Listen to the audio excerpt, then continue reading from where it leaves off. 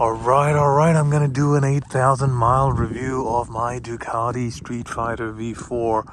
But before we get started, I'm just gonna give you a visual where I'm at. That's San Francisco right there behind me, and I'm just overlooking the bay. So anyway, let's get started. That's Mount Tamalpais there in the background there.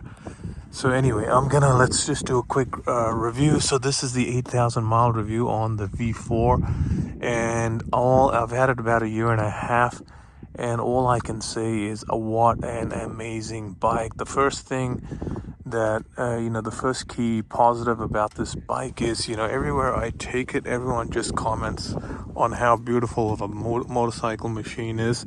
It gets a lot of attention from particularly the young generation, right? The young people really, really like it, and they just always stop by and ask me which one, what year is it, what type, what model. They I think the interested parties know it's a Street Fighter, right? And yeah, this is an amazing bike. It's got, what I love about the bike is the single spoke wheel and just the comfort and the handling of the bike. And I also love the seat. That seat on it is probably one of the most comfortable seats. I've ridden so many like adventure bikes and comfort bikes and touring bikes, but I say this seat and this riding position is probably my most comfortable seat ever. I can spend hours and hours on this bike. And I mean, the only kind of concern I originally had was like, would I have enjoyed the Panigale more than this one, right? And I did take the Panigale out for a spin a couple of weeks ago. Check out my review on that, the V4. I mean, that was my only concern.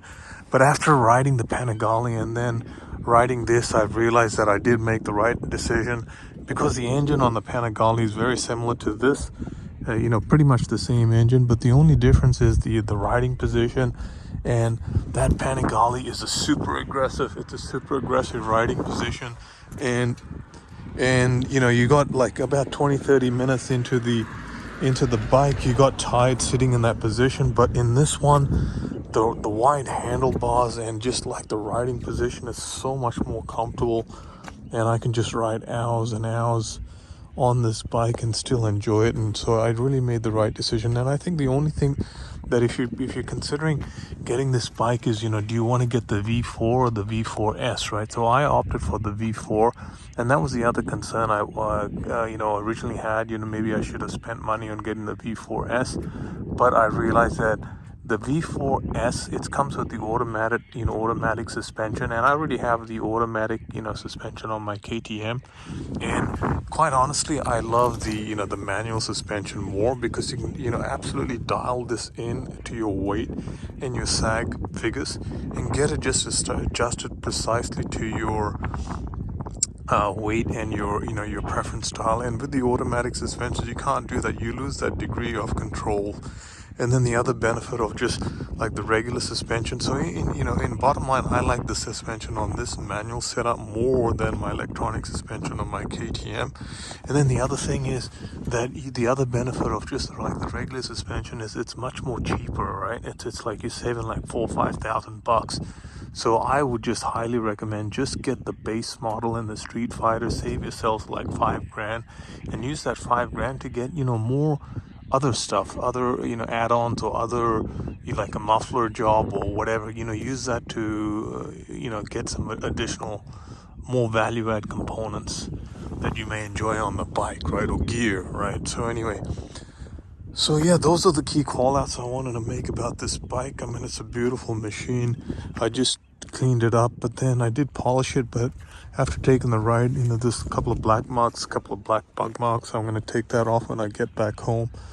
But I've had this bike for a year and a half, and I originally got a financing option for this, right? I got Ducati had a deal where they were offering me 2.9% financing, which is a steal, right? Because trying to get financing these days, you're paying about 7-8%. New car financing, 7-8-9%. So I think I picked out the bike at the right time, and also I was able to negotiate like $1,000 off the asking MSRP price on this.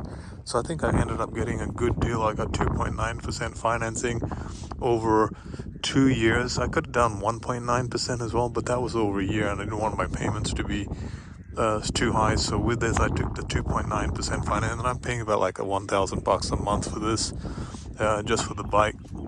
I've got 5 months left, 5 or 6 months left for the payoff.